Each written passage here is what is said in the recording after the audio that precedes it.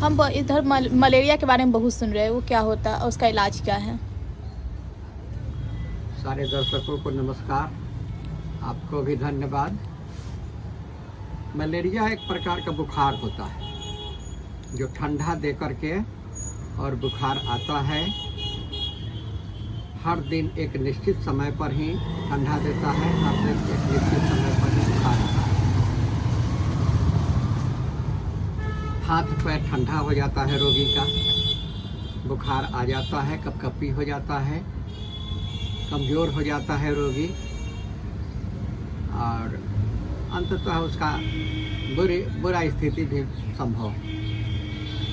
Malaria, filaria, dengue ये तीनों मच्छर से पैदा लेता है, मच्छर के काटने से होता है।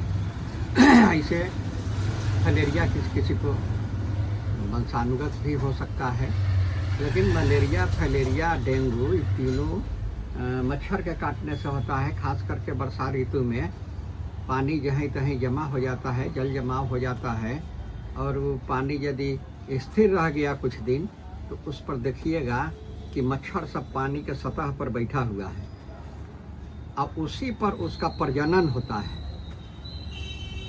उसमें से कई तरह के बालू के कलर का एक मच्छर होता है जिसके काटने से ये बीमारी होती है।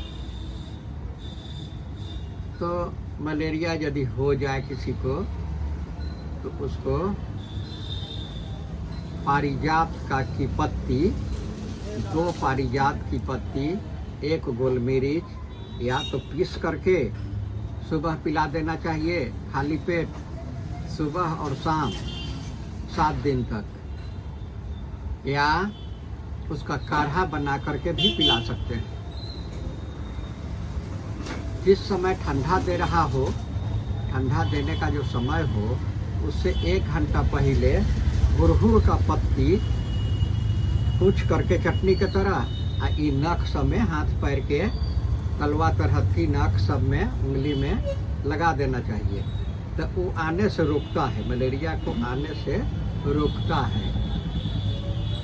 जहाँ अपने घर के इर्द गिर्द पानी लगा हुआ नहीं रहना चाहिए, चाहे वो पानी गड्ढा में हो, चाहे पानी किसी बर्तन में हो, चाहे पानी कूलर में हो, पानी स्थिर नहीं रखना चाहिए कि उस पर मच्छर बैठे, उस पर मच्छर का प्रजनन हो। यदि बीमार पड़ ही गया है तो उसको महासुदर्शन बटी,